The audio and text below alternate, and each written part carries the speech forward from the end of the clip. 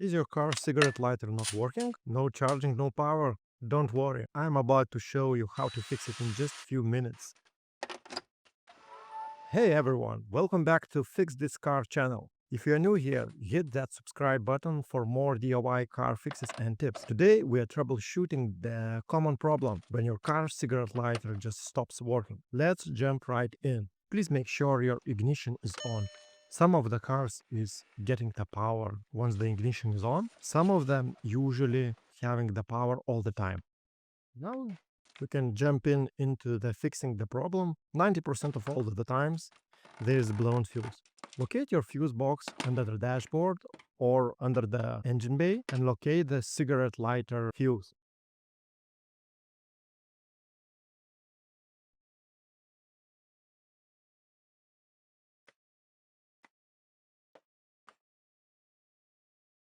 For testing purposes, we are using the multimeter. We are using settings of continuity. Once we're touching two leads, we are hearing multimeter beeps. If it's beeping, it's meaning this fuse is working. If there is no beep once we are touching our fuse, it's meaning the fuse is blown. We need to replace that.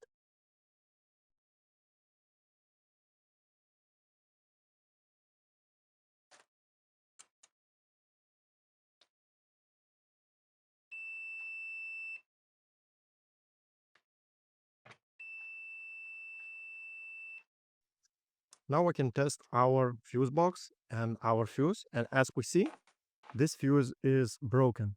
There is no beeping sound, so it's meaning the fuse is broken. We can check the nearby fuse, and if it's beeping, it's meaning this is definitely a problem with our fuse we're checking.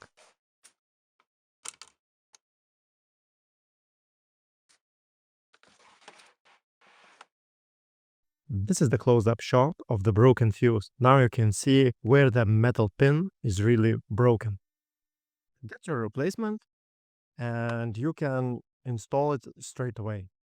Once it is installed, you can test it out and we need to hear the beep.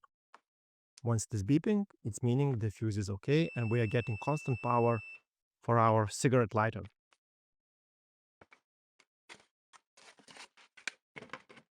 Now we can reassemble the fuse box and we are ready for testing it out.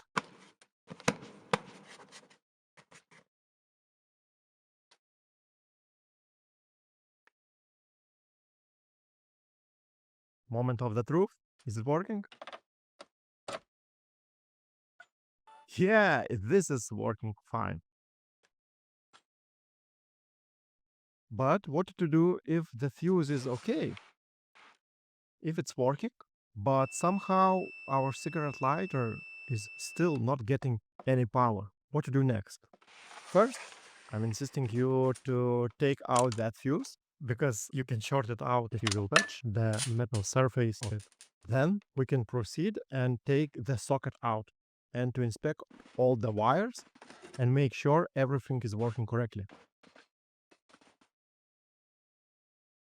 Once doing so, you can grab some kind of the hook and you need to push in the tabs in order to take out all the socket to inspect the wires.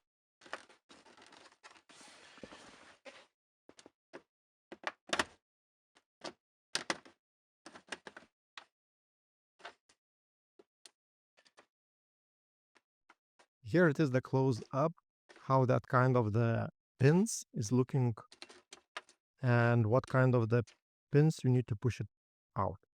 Here it is located. You just need to take some kind of the pin and try to push it out in order to free up the socket. This will let you take the socket out and inspect the wires. Now, once that's done, you can install the fuse and we can use the multimeter once more time. This time we can see the DC voltage.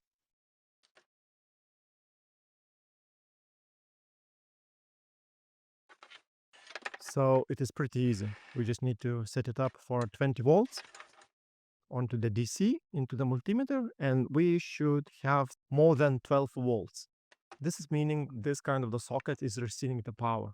So most common issue might be the socket itself or the pins of the connections. So make sure you can inspect all of the pins and connector.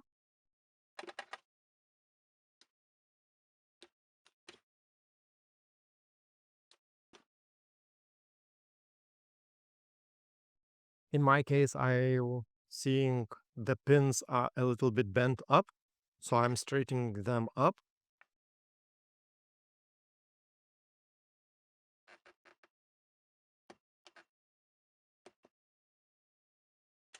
Now I'm inspecting the whole socket and I'm seeing there's a lot of the rust. So I'm using the drill and the wire brush in order to just make sure the connection is really great and there is no debris.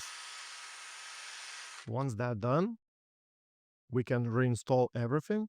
Just please make sure once you're doing such kind of the cleaning and using the wire brushes or any kind of the metal pins, please make sure your socket is unplugged. Otherwise, you will blow the fuse, as I was showing in this video. Now you can reinstall everything and connect, and 90% of all of the times you are good to go, and all of your problems is now solved. Let's see if it works.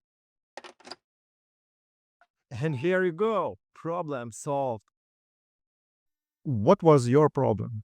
Is it was the fuse or is it was the socket itself? Please let me know in the comments. If this video helped you out, give us a thumbs up and don't forget to subscribe for more car fixes.